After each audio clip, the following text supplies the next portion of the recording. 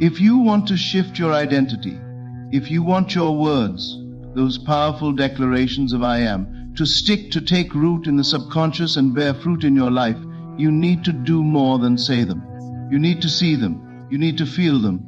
And not as distant possibilities, but as present realities. Your imagination must begin to operate from the place you want to be, not toward it. That's the difference. Most people imagine forward. They look at their current circumstances, they look at the mountain ahead, and then they say, someday I'll get there.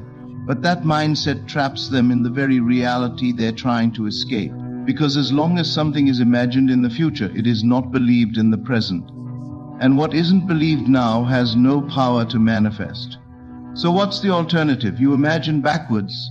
You place yourself mentally in the future, in the state already fulfilled, and then you look back from there with the confidence of someone who's already arrived. You say, of course this happened. I've lived it 1,000 times in my mind. And then something inside of you shifts. The fear begins to evaporate. The doubts lose their voice because you've made the future familiar. And what's familiar is no longer frightening. Now, this isn't fantasy, this isn't delusion, this is responsible creation. You have to remember that the subconscious mind doesn't distinguish between what's real and what's vividly imagined. If you feed it an image long enough, especially one that's emotionally charged and repeated, it begins to organize your behavior consciously and unconsciously to make that image come true. And here's the key, this only works when you're consistent. When you're disciplined enough to stop returning to the version of yourself who doubts, who hesitates, who flinches. You must learn to live in the scene you've imagined day after day, regardless of what your senses tell you. And that's the price of transformation. Because there will be resistance. You'll be tempted to check the mirror, to look at the numbers, to ask for reassurance. But the mirror can only reflect the previous state of consciousness, not the one you've just stepped into. The world is slow to catch up, but it always does. The question is, will you hold the vision long enough for it to catch you? If you fold too early, if you abandon the imagined reality because the outer world hasn't yet conformed, then you've trained your mind to believe that only the visible is real. And in doing so, you sever the link between imagination and manifestation. But if you persist, if you stay in the inner movie long enough for the world to change its script, you'll witness a shift so staggering, so undeniable, that it feels like coincidence or even fate. But it's not. It's structure. It's cause and effect. It's the direct outcome of deliberate, disciplined inner vision. That's the real power of imagination. It's not fantasy, it's rehearsal. And your life, whether you like it or not, is the performance. Now, once you've rehearsed the inner vision with enough precision, once your imagination becomes the space you live in, rather than just something you visit occasionally when the world gets too loud, something incredible begins to happen. You'll notice a shift in your perception, a kind of internal recalibration, where you stop reacting to life as though you're trapped inside it, and start responding as though you've stepped outside of it. And in that space, in that moment, you begin to experience something that most people never even realize is possible, a shift in consciousness. It's not just a new thought, it's not just a better habit, it's an actual shift in the dimension of identity you occupy, and it's terrifying. Because to move from who you were to who you're becoming requires leaving behind everything that felt solid, even if it was miserable. That's the irony of transformation. People say they want change, but they cling to their familiar misery because it feels safe. But once you start stepping into this new space, not by force, but through repetition, through declaration, through imagining from the end, your consciousness begins to take on the texture of the life you've imagined. You stop trying to achieve the new life and you start inhabiting it. That's what creates the real results. This isn't magic. It's structure, it's order, and it's built on a foundation of assumption. Assumption isn't wishful thinking, it's a kind of inner posture. It's the decision to walk, speak, think, and act from a state that hasn't yet shown up on your calendar, your bank statement, or your relationship history, but that already exists in the field of potential. And that field is real, more real than what you're experiencing right now. Because what you're living today is just a delayed reflection of what you previously accepted as true. So the critical question becomes, what state are you assuming now? Not occasionally, not when you're inspired, but habitually, unconsciously, reflexively, because that assumption is doing more to shape your future than any plan or checklist you've put on your vision board. If you assume lack, you'll manifest lack, regardless of how many opportunities are presented to you. If you assume rejection, you'll interpret every silence as proof that you're unwanted. If you assume powerlessness, then even in moments of strength, you'll second-guess yourself back into weakness. Your assumption is the lens, and the lens controls what you see, how you interpret it, and how you act upon it. People often ask, how do I change my life? The better question is, how do I change what I assume about myself and the world? Because you can't change what you keep assuming to be true. You'll just keep returning to it like gravity. And this is where responsibility comes into play. Brutal, uncomfortable, liberating responsibility. You are not responsible for everything that's happened to you, but you are responsible for what you assume about yourself in response to it. That's the line between victimhood and authority. That's where sovereignty begins. So, how do you assume something new? You practice. You stop waiting for evidence. You stop measuring your worth by external confirmation, and you start rehearsing the internal alignment with such commitment that reality eventually has no choice but to follow suit. You sit with the new version of yourself in silence. You imagine how they speak.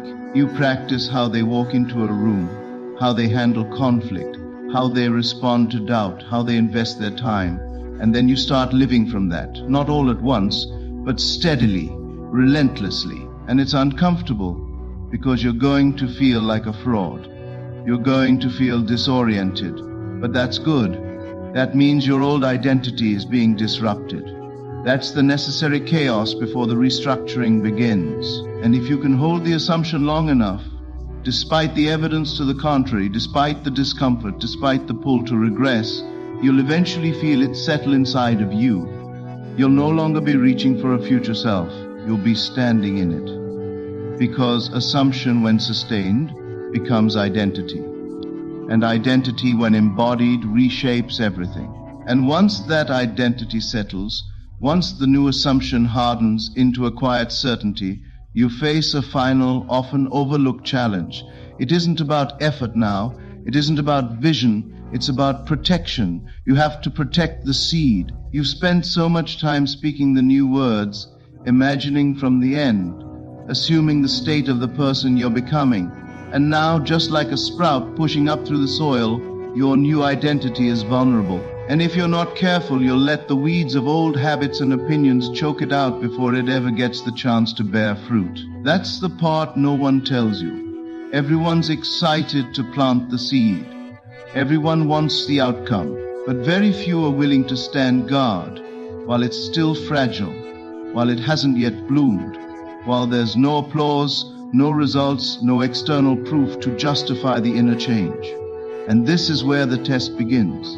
Because right when you're doing the right thing, declaring I am, assuming the outcome, seeing yourself clearly, that's when the doubt comes. Not before. Not when you're buried in chaos. It comes when you're close. It comes when you're finally aligned. It comes when you're just beginning to walk like the person you claim to be. You'll be tempted to say something careless. Something like, maybe this isn't working, or what if I was wrong? And those statements, those little compromises, are not harmless. They're cracks in the foundation you've been building. See, your words don't just build things, they also undo them. The moment you speak against what you've declared, even as a joke, even out of frustration, you're undoing the inner structure. You're sending mixed signals to your subconscious. You're giving it permission to return to what it previously knew, your old limitations. You can't afford that. Not now. Not after everything you've done. So you must become a kind of guardian, a watchman over your inner world. You have to get militant about your language, both internal and external. Not in a way that becomes neurotic or controlling, but in a way that reflects respect for the power you now carry. That means no leaking your vision to people who don't believe in it. No entertaining conversations that reduce you back to an older, smaller version of yourself. No passive self-deprecation. You protect the word you planted the same way a skilled craftsman protects his design before it's finished, with boundaries, with focus, with silence. Because the world will try to pull you back, not out of cruelty, sometimes even out of love. People who knew the older version of you will resist the new one. Not because they hate you, because your change challenges their assumptions. And this is when you have to decide, am I going to protect the seed, or am I going to give it away for approval? That's the core of it. Do you want confirmation from others, or do you want results because you don't get both? Not at this stage. There will be a period where no one understands what you're doing. They'll say you've changed, that you're being distant, that you think you're better. Let them say it. Let them misunderstand you. You're not living for their narrative anymore. You're living from the truth you chose. And yes, it's lonely sometimes. Of course it is. Growth often is. But loneliness is not emptiness. It's space. And space is exactly what your new identity needs to expand. So be deliberate with who you allow near your vision. Be ruthless about what you consume, what voices you listen to, what ideas you rehearse. If it doesn't build the version of you you're becoming, it doesn't belong in your mind. You protect the seed not because it's weak, but because it's becoming. The feeling of already having what you desire is the secret. You do not wait for the world to change before you change. You change within, and the world must follow. You are not a beggar waiting for circumstances to grant you favor. You are the creator, shaping your reality with the certainty of what is already yours. Close your eyes and imagine, not as one who hopes, but as one who knows. Walk as if the thing you seek is already in your possession. Feel the texture of success, the warmth of love, the security of abundance. If you seek wealth, let the weight of gold rest in your palm. If love is your desire, feel the embrace that already belongs to you. You do not question whether the sun will rise, you know it will. Hold your vision with the same certainty. The world you see is only a shadow cast by the beliefs you hold within. If you wish to change the shadow, you must first change the light. You must dwell in the assumption that your desire is already fulfilled. Speak from the place of fulfillment, not longing. Walk in the rhythm of one who already possesses all they desire. Let your every thought, every word, every movement be in alignment with this truth. You do not chasing only a firm separation. You embody. The moment you assume the state of having, reality bends to match your conviction. The law is simple. That which you accept as true hardens into fact. The world is your mirror, faithfully reflecting the state you occupy. Align yourself with the certainty of your fulfilled desire, and life must conform. There is no power outside of you deciding your fate. You are the operant power. What you accept, you experience. What you persist in feeling, you manifest. Shift your focus from wanting to knowing, from seeking to possessing. The moment you live as if your desire is already realized, you command the unseen forces of creation to move in your favor. Nothing is denied to the one who lives in the end. Nothing is withheld from the one who dares to assume. Let the feeling of already having saturate your being, and the world must bow to your conviction. The secret to creating the life you desire lies in your ability to live in the end. This means assuming with absolute conviction that you already possess the thing you seek. It is not about wishing, hoping, or waiting for change. It is about stepping into the state of having right now, in this very moment. The world around you is not fixed. It is fluid, constantly molded by your thoughts, beliefs, and assumptions. You do not need to struggle against circumstances, beg for a better future, or wonder when your desires will manifest. Instead, you step into the feeling of fulfillment, allowing it to saturate your mind and body as though it were already your reality. To live in the end means to feel as if your desire is already accomplished. It is not an act of pretense or mere positive thinking, but a deep inner conviction that what you seek is already yours. You must feel it so profoundly that your mind accepts it as truth. The mind does not differentiate between what is real and what is imagined. It only responds to the dominant emotions and beliefs you hold. When you persist in the feeling of having rather than wanting, your world must shift to reflect that inner state. Most people operate from a place of lack. They look at their current reality and react to it, allowing it to dictate their emotions and beliefs. But if you are waiting for proof before you believe, you are allowing the world to control you. This is why so many struggle, because they are trapped in a cycle of reacting to what is, rather than creating what will be. The key is to break free from this pattern and understand that you are the cause, not the effect. You are not here to be a victim of circumstances, you are here to shape them. Imagine for a moment that everything you desire is already yours. Close your eyes and step into that reality with all your senses. If it is wealth you seek, feel the security, the ease, the confidence that comes with financial abundance. If it is love, feel the warmth, the companionship, the deep connection of already having your perfect relationship. If it is health, feel the vitality, the strength, the peace of being whole and well. Do not just see it, feel it. Let it become real in your mind. This is not daydreaming, this is creation. The moment you embody the feeling of already having, the universe begins to rearrange itself to match your assumption. This is the power of the unseen. Reality is not something happening to you, it is something responding to you. The moment you shift your state of being, everything around you must shift accordingly. The external world is simply a reflection of the inner world. If you hold on to the feeling of already having what you want, it must materialize in your life. It is law. Doubt is the enemy of creation. The moment you question whether your desire will come, you undo your own work. Doubt is simply a signal that you are still seeing yourself as separate from what you want. When you live in the end, there is no room for doubt, because you are not waiting, you are being. There is a difference between hoping and knowing. Hoping suggests uncertainty, knowing is unwavering. When you step into the state of fulfillment, you no longer ask when will it come, because in your mind it is already here. This is why faith is so powerful. Faith is not about believing in something outside of you, it is about knowing the truth within you. It is about standing firm in your assumption regardless of what the physical world appears to show. The world will always try to reflect your old beliefs until your new assumption solidifies. This is why persistence is key. You must remain in the state of fulfillment even when nothing seems to be happening. It is not about forcing reality to change, but about trusting that it must conform. Think of a gardener planting a seed. He does not dig it up every day to see if it is growing. He trusts the process, knowing that if he provides the right conditions, the seed will inevitably sprout. The same is true with your desires. The moment you plant the seed in your imagination and nourish it with the feeling of already having, it must grow into form. The only way you delay it is by doubting, questioning, or shifting back into the state of lack. Living in the end requires a shift in identity. You must no longer see yourself as the person who is striving for something. You must become the person who already has it. This means adjusting your thoughts, emotions, and actions to align with your new reality. Ask yourself, how would I think if I already had what I wanted? How would I speak? How would I carry myself? What choices would I make? Then begin to embody that version of yourself now. Every moment is an opportunity to reinforce your assumption. If old doubts creep in, do not fight them. Simply return to the feeling of already having.